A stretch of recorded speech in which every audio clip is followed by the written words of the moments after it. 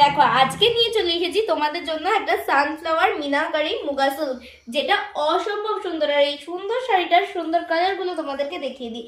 আমি পরে আছি একটা খুব সুন্দর navy blue colour, all over body যাচ্ছে এইরকম সুন্দর কিন্তু লোটাসের মধ্যে।